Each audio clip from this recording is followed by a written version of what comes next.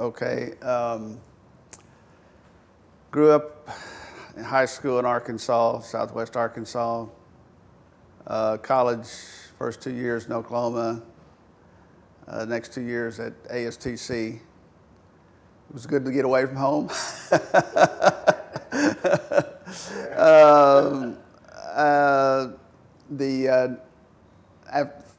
Immediately after college, Peace Corps in Venezuela.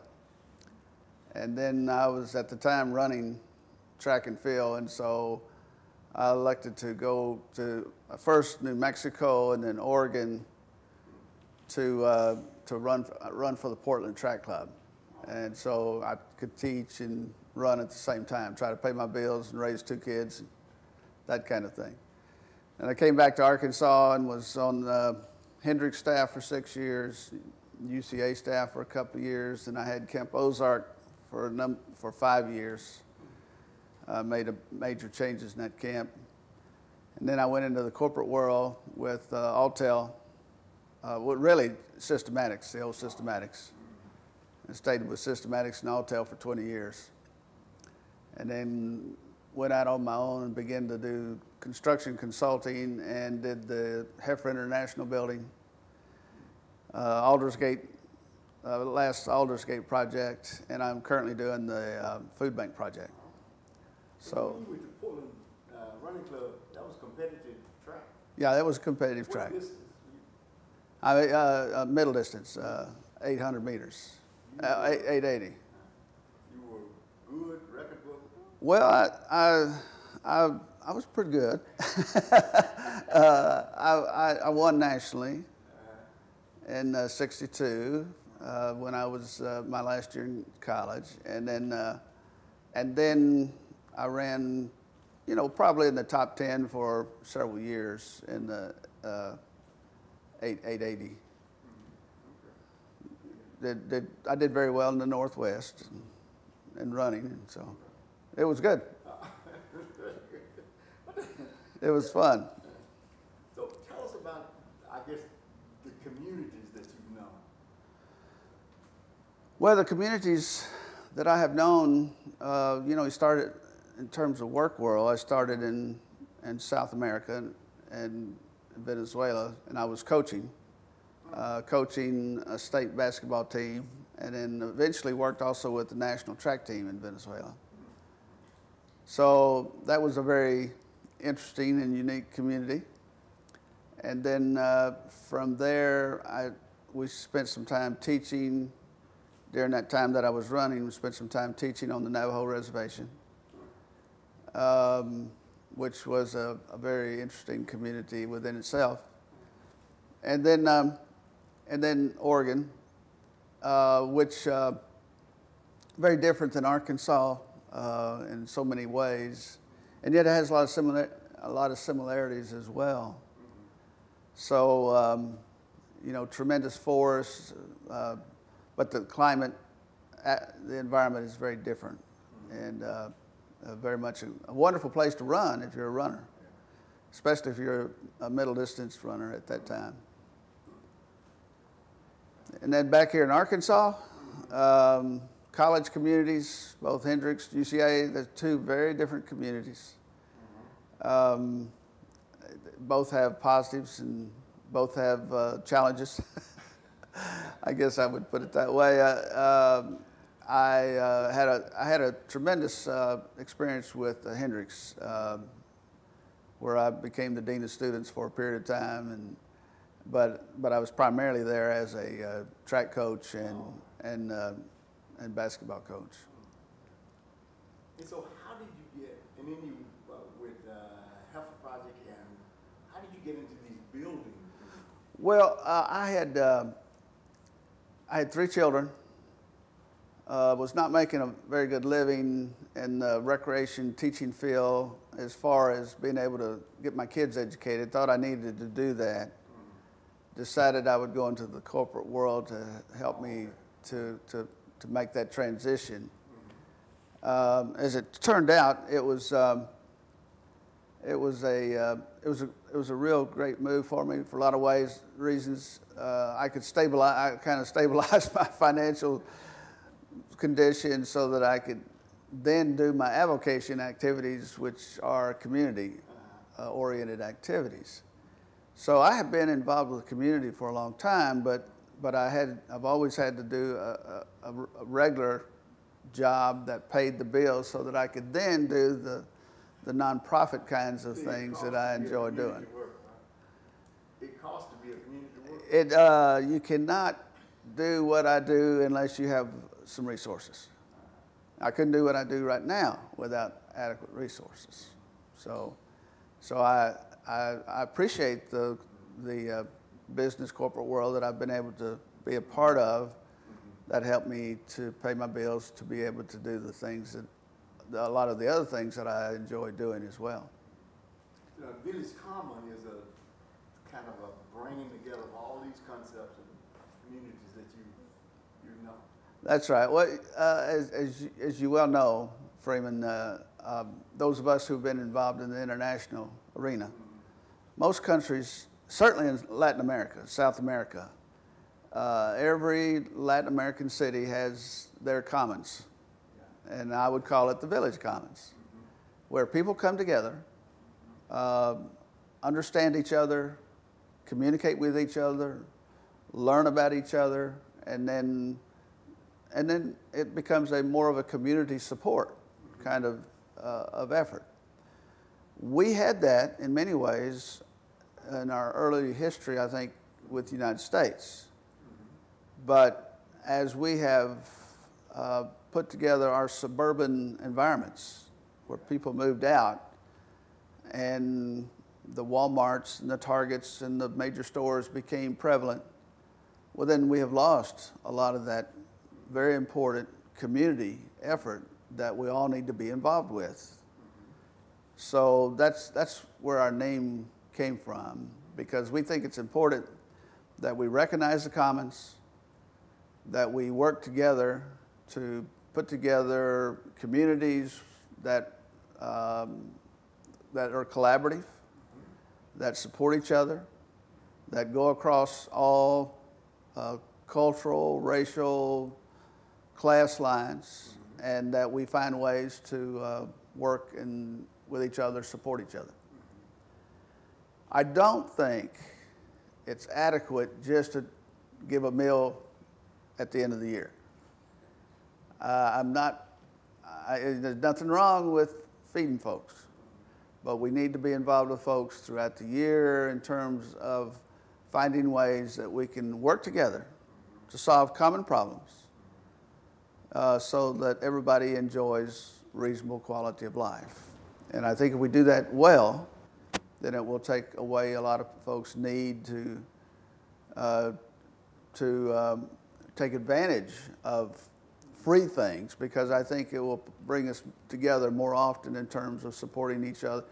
For example, the garden movement, garden activities, which we think is very important. And last week, we had a celebration at Hoover, the Hoover Garden, and we celebrated the fact that we now have that house that we've put together where we can do teaching out of that house, coordinating of activities. We celebrated the fact that we have a number of our community folks involved in the garden.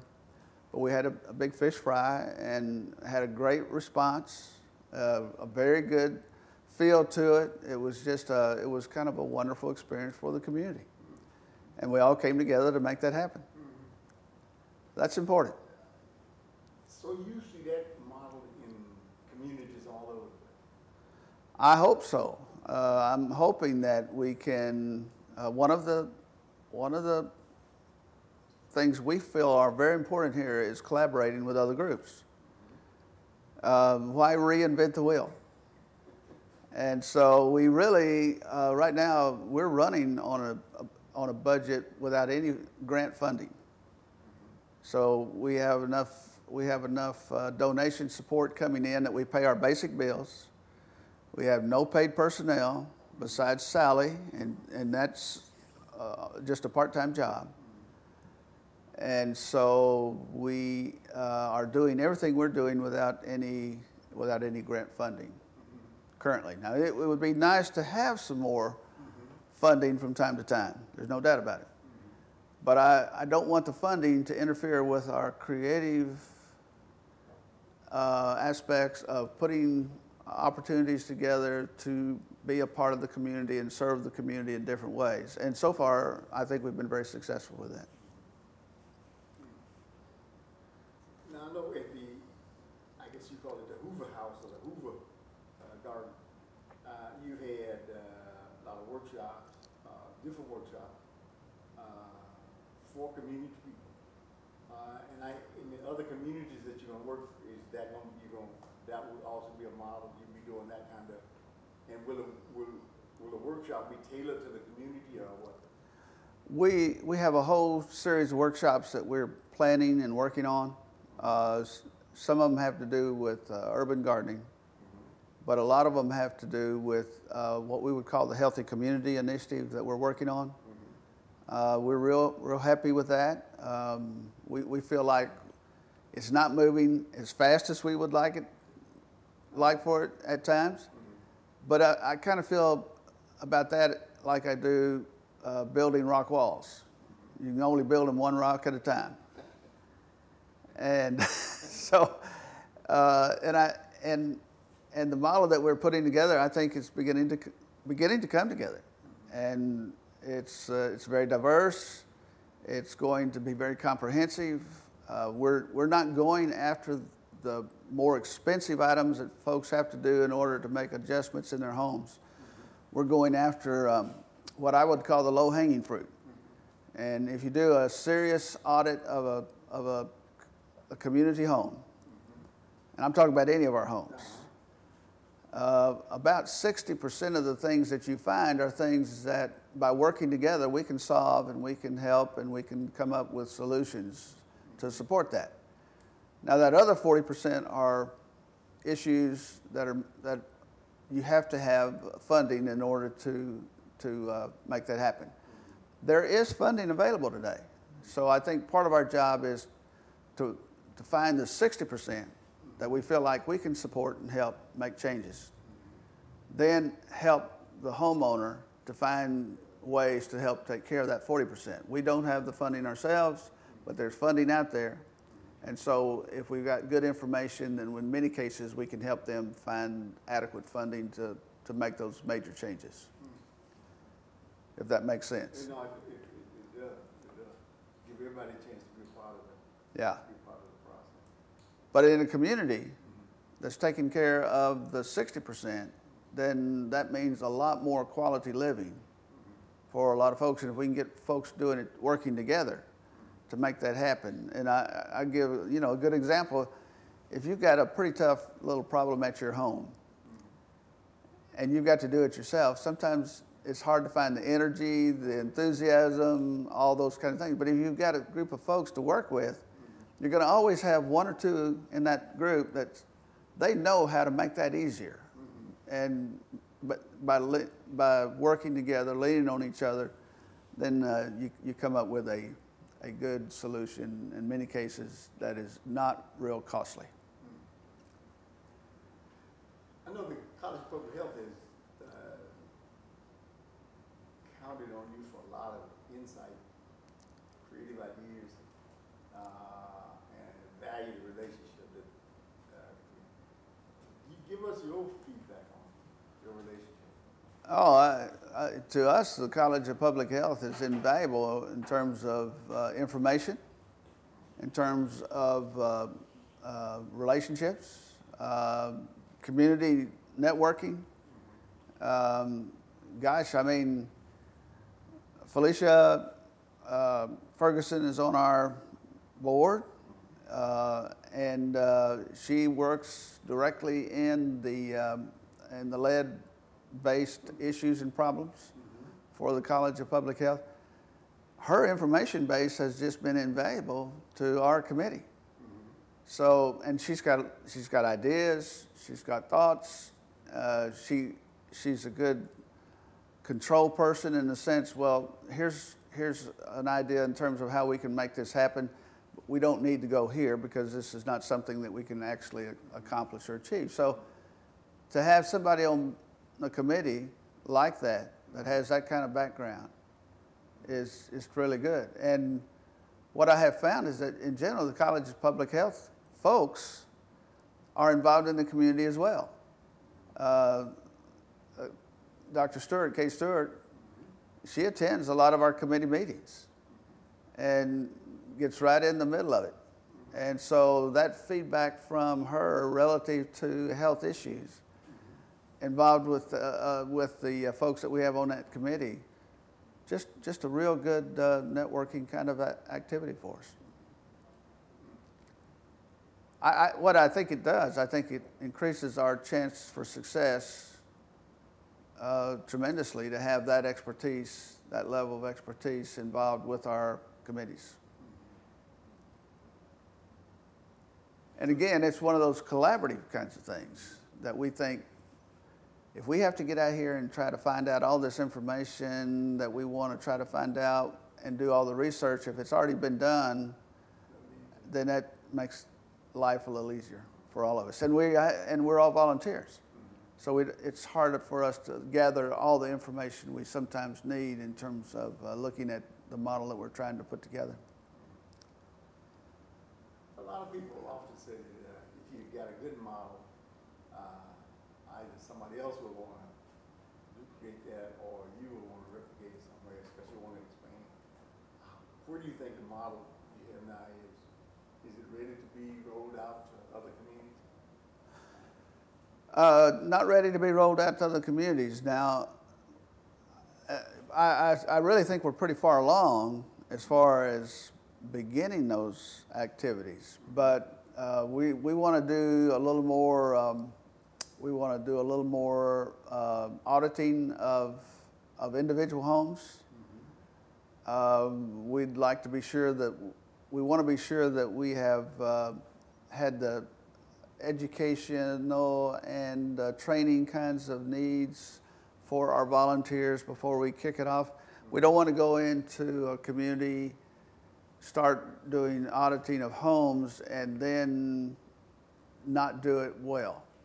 We feel like we want to do it real well as we go, so that we can be assured if we can be successful in the initial rounds of the project, then we feel like then we can take off and it can grow much faster.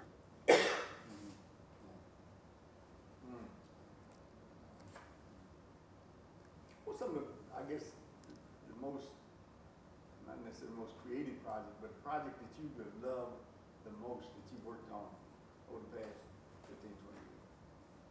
What was that? Well, one that sticks in my mind. At one time, and you knew my first wife, Bitsy. I did.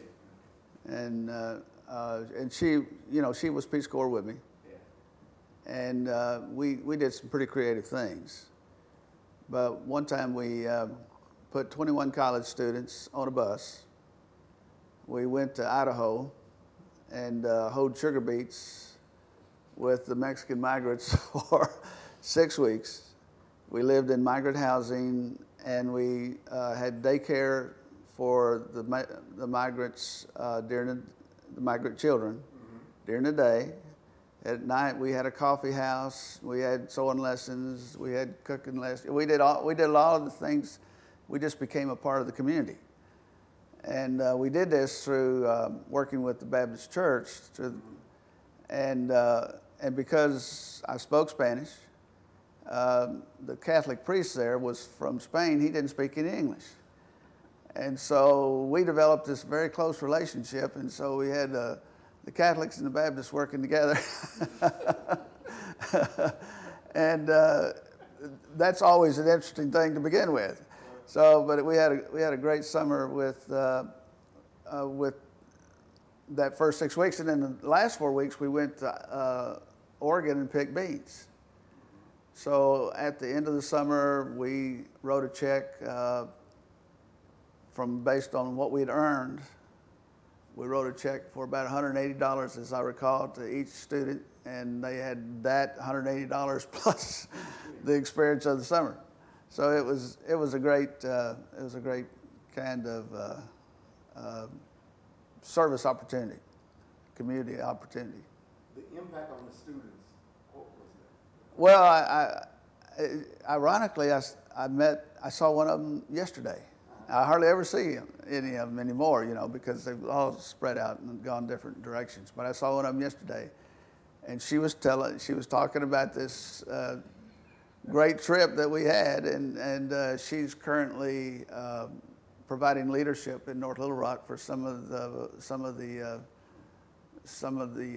developmental kinds of things they're doing for North Little Rock. But you know, she said, I will never forget that trip and how much it has meant to my